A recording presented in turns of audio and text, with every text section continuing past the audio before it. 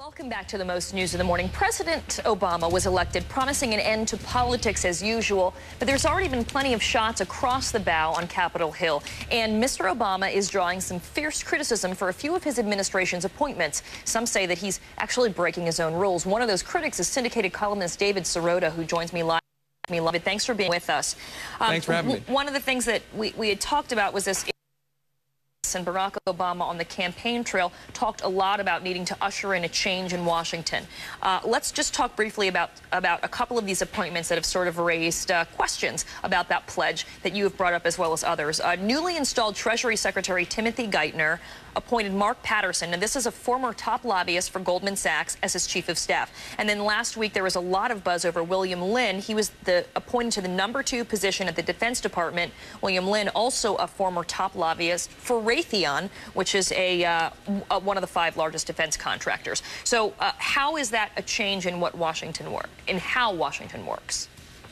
Well, it's not a change. I think Obama's initial declaration on the campaign trail, where he said, if you're a lobbyist, you're not going to be working in my administration, that changed a little bit. But then on his first day in office, he issued a lot of lobbying rules where he basically said you can't, if you're a lobbyist, you can't work on the issues that you worked on in our government. But now he's putting in place, you've named two examples of people who are going to be in government, who were just previously lobbyists for huge companies that I would suggest the Treasury Department and the Defense Department can't avoid regulating or dealing with those companies. So in other words, those people are going to be in positions where it's going to be almost impossible for them to avoid working on the issues that they were previously lobbying on.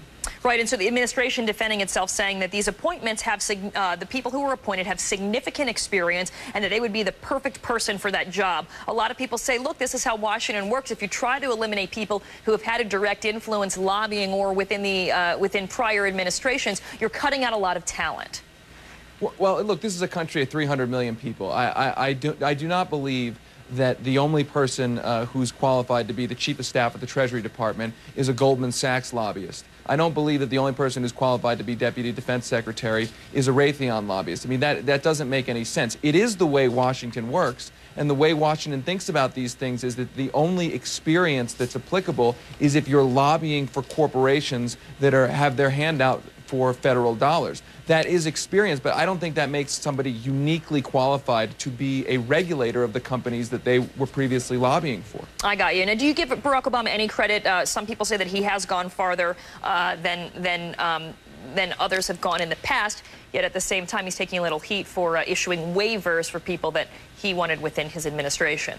Oh, absolutely. I mean, he gets a lot of credit for his statements on the campaign trail and for issuing a rule that is stronger than any president in the past. I think he should get a lot of credit for that. I think the problem is that it's so soon that he's issuing these waivers. The old idea that the exception makes the rule. He's issued this rule. He's gotten a lot of favorable press for it, and I think he should have. But in terms of timing, he's almost immediately undermining it. I think that's the problem here.